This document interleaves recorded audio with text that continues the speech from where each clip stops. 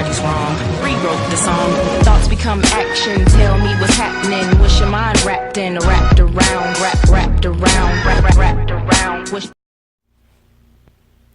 Hey guys, welcome back to Click. This is Im, and today we're going over my impressions of the iPhone 6s Plus. So in front of you here, as you're seeing, I have a rose gold 128 gig factory unlocked iPhone 6s Plus.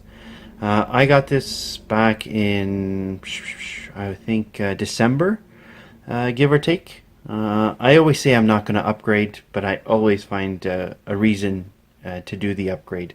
I had an iPhone 6 in space gray, 128 gig, and believe it or not, I got a really good price for it, and as a result, here we go. I ended up with a white one this time. Usually I prefer the black face because I find on larger screens you end up with a more immersive experience in whatever you're viewing.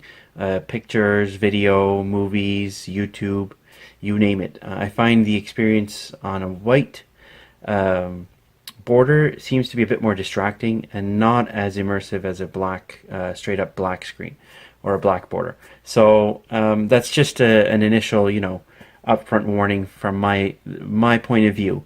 But again, the color looks awesome. I got the rose gold because I was dying for something different because Apple loves to give us very few in terms of choices. But anyway, it is pink, yes, and yes, I like it. So too bad if you don't like it. Oh well. Anyway, so let's get into it. I'm going to start off with some of the things that I do like, and then get into some of the stuff that I don't like, and then just go over some of the overall impressions of the various different aspects of the phone. And then we'll round off the video with some cases, as you see in the background. Okay? So let's get started here. So first off, my favorite part about this particular iPhone, and most iPhones produced by Apple, is the build. I love how they're made. I love the quality. I love the in-hand feel. I love the fact that you get the cold aluminum with the nice heavy weight. The buttons feel super premium. The fit and finish is clean. There's no gaps per se. There's no, wobbly buttons on the side that you would get with some of the other manufacturers. HTC, I'm pointing the finger at you there. But the build is awesome. So, as you can see here, we've got ion glass. I think this is a generation 2 on this particular phone. We've got all aluminum around the back. And we've got your white antenna bands. And we've got the buttons on the side. Okay. And you can see I'm trying to wiggle the buttons here, and we're not getting anything. Everything is nice and tight. It feels great when you touch it and when you press it, as suggestive as that sounds. But anyway, fingerprint scanner is fantastic. There's no movement in the sensor itself, and works 99.9% of the time. So guys, the build is fantastic. Okay, so moving on from there. Let's talk a little bit about the specs, okay? I do like the specs here. So we're talking about 2 gigs of RAM. We're talking about a super powerful dual-core 64-bit processor, also known as the A9. We're talking about a 13-megapixel camera on the back, which does 4K. Really, for me, 4K is not a huge deal. I don't really record in it. I stick to the 1080p, 60 frames per second. But it has 4K if you want to, utilize that. It's got the 5-megapixel on the front. We've got generation 2 fingerprint scanner. We've got the 5.5-inch screen, which is full 1080p. The music driver has been improved from even last generation, the iPhone 6. The audio DAC, the DAC, is improved from last year as well. And along with the Wi-Fi and all the other array. Now, in case you're just as a side note noticing this is my car mount magnet plate. So I have a bunch of extra ones, so I stuck this one on here because I use this phone quite often. So in terms of specs, I mean, this thing, kicks butt in terms of what we call benchmarking. And I don't know if any of you noticed on our Instagram page, I did post a whole series of Antutu benchmarks for all of my phones. We've got the Galaxy S6 Edge Plus, the Galaxy S7 Edge, we've got the Note 5, we've got the Nexus 5, and we've got this, and this still, with only a dual core processor and 2 gig of RAM, came out on top.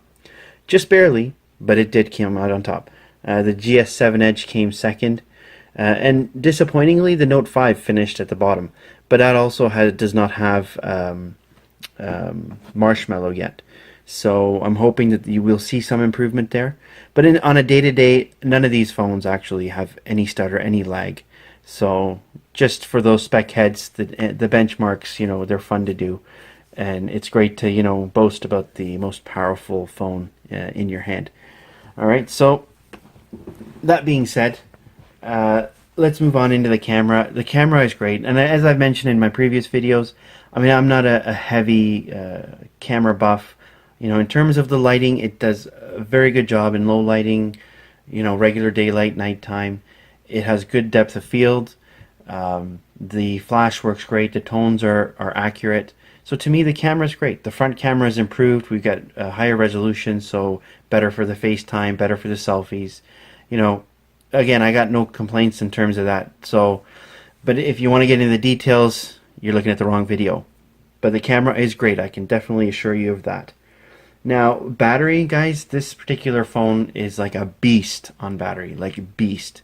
Like I can go, I'd say I'm a moderate to heavy user, and I can go almost 2 days, if not 2 days, on one single charge. I mean, this thing is fantastic. It's super sips on the battery, whilst using all of its features. All of the iOS settings are on. You know, we've got GPS location running, Wi-Fi is on, we're using LTE, you know, everything is on. I'm not trying to save or scrimp on battery. So fantastic battery life. You're looking at least, I'd say, 5 to 6 hours of screen on time, no problem. I think my worst was 4.5, but again, no issues in terms of battery. This, out of all of my phones, this is the best phone on battery. Okay, now the screen here, I mean, it's a 1080p screen. It's an LCD.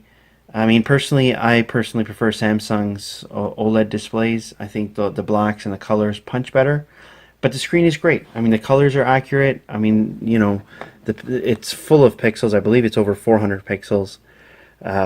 Pictures are great. I mean, I don't have any issues with it. Part of the reason why the battery is so good is because it's a 1080p screen and not a QHD. So, you know, it's pushing less pixels, which makes it much more efficient in terms of its battery consumption. But the colors are accurate. I mean, you wouldn't notice a difference. I mean, it's a fantastic screen. Now, the fingerprint scanner, I do like it. And this is also where we lead into the stuff that I kind of don't like. Okay, so I do like it, but the fact is that, like, if I just wanted to just check to see my notifications, I can't. Like, it's just immediately, it's just like it's gone. And it's great that it's so accurate, but also, like, it's just so fast. Like, I can't see any of the notifications. It goes right into my screen, and without that, I have to use a drop-down shade, okay, and use the notifications here. And to be quite honest, this is cumbersome for me to get to, considering today is loaded first. Like, I mean, I don't like using this. So, I mean, it is great that it works all the time and it's accurate, but it's also a little bit too fast. I guess, you know, I guess you could never actually be a complete perfect balance, but anyway, it is what it is. So I've got 9.3.1 on here, and I do have the time shifting option available. The night shift, I think it's called. Yeah, night shift. And it's a great feature. I mean, that's the most prominent feature I've noticed out of the 9.3 update. And it's great at night. It really does soften the colors up for you, easier on the eyes. And, you know, I've got it set with sunrise and sunset so that it automatically does it for me. That's why at the moment it's showing a cooler color set. I did have a really bad stutter in 9.2 when I would do a first boot.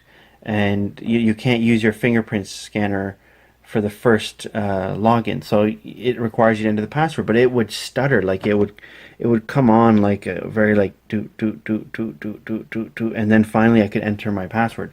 So 9.3 has fixed that.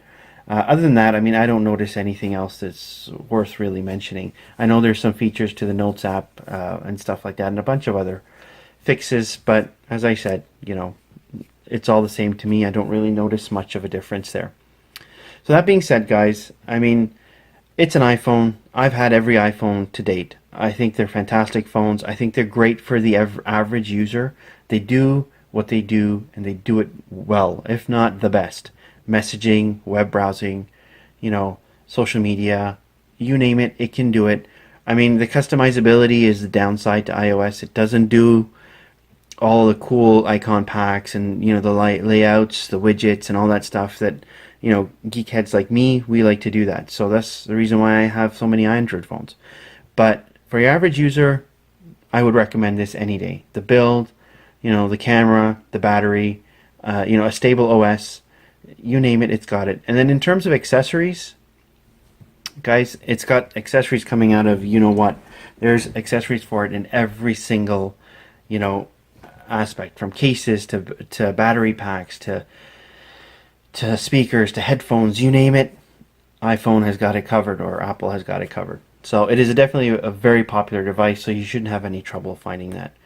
Now, in terms of downside, I mean, there's very little for me to really say. The antenna lines I'm not a huge fan of, but I do like the white on the pink. It does look good. To be quite honest, I was having a discussion with my colleague, Nassif, about the upcoming iPhone 7. And really, I would really love to see Apple go back to a glass on top and bottom with an aluminum in the middle kind of build. Maybe like a hybrid between the iPhone 6s and maybe the iPhone SE. Something in between, maybe with a bit of the curved edges. I don't mind the curved, rounded edges, and I like the 2D glass on the front of this one. So, I mean, that would be really cool to see. So, I mean, other than that, I don't like iOS's stringent, desktop where you can't change anything. You're stuck with what every other Apple user or iPhone user has. So I don't like that. But other than that, there's very few downsides for me. I do like the phone. I love it. That's why I've had every single one. So that's my impressions on the iPhone 6s Plus. So just before we go, I did want to just go over some of the cases that I have picked up over the last few months, okay? So I'll start to my left. And this here is the Sena Pouch, and it's genuine leather. Straight up, pretty simple, easy to use, okay? It's the days when I want to, when I'm out at night, going out for a nice dinner with my wife, keeping it clean and simple and sharp, very professional. Looks good. Allows you to use the phone, without any case, okay? So, pretty simple, easy to get in and out, great case. And this one I believe retails for about 40 bucks. I'll post the links in the description below for all of these cases in case you guys want to do your own research or maybe pick one up. My newest edition is this. It's the Spigen, I believe it's called a Rugged Armor, okay? And it's just a TPU case. It's pretty flimsy, but once you get it on, it's pretty solid. And the in-hand feel is great. And, it looks pretty cool with the pseudo carbon fiber on the edges and the fake bolts in the middle. Very rugged. Looks good. I do use this quite a bit. I've been using it for the last week. And again, no issues. And you guys saw the unboxing and quick review of the, I think it's called a Slim Hybrid from Spigen again. Great case. I've been using this as well. No issues. The other case that I've picked up also is the UAG, and this is in the ash color. And I'll put this on for you. These bigger cases tend to be a little trickier to get on, but definitely give you full protection. There you go. Alright, there we go. And you can see the color slightly smoked out in the back. And you get full protection all around the corners. And you get extra on each edge. Your screen is protected and all the ports are there. And for this one, what I do like, it has little feet on the bottom so that you don't scratch up your case. So the case continues to look good. Okay. And then the last one that I have here is the Ringke Slim, which is again one of my standard cases that I have. Sorry guys, just trying to get this out of the case. And this again is simple, straight up plastic case. It just clips right in. Super thin. You do get a slight lay on table, so you can put it down on its face. All the cutouts are there. All your buttons are exposed here, so you get to actually hold and touch the metal. Thank God there's no cutout for the Apple logo. I hate those cases that have Apple logos cut out. Honestly, I don't need to advertise to other people that I have an Apple phone. Holy shit, guys, come on. Anyway, camera cutout, all your cutouts for your ports on the bottom, and your power on this side. Alright, so this is the lineup of cases I've been using. Again, I know in my previous videos I have mentioned that I don't do anything overly protective, overly excessive. So, I mean, this is about as thick as I go in terms of cases. But I'm happy with every single one. They've all turned out really durable, and the prices are all, you know, sub 40 bucks. My most expensive one being the UAG, and that's at 40, I think it was $44 here in Canada. So there you go, guys. That is my impressions of the iPhone 6s Plus, as well as some of the cases. I hope you enjoyed what you watched. If you have questions or comments, please leave them below. Check in the description below, and I'll leave you the links for the cases. And again, thanks for watching. Please sub, and I'm out. Peace.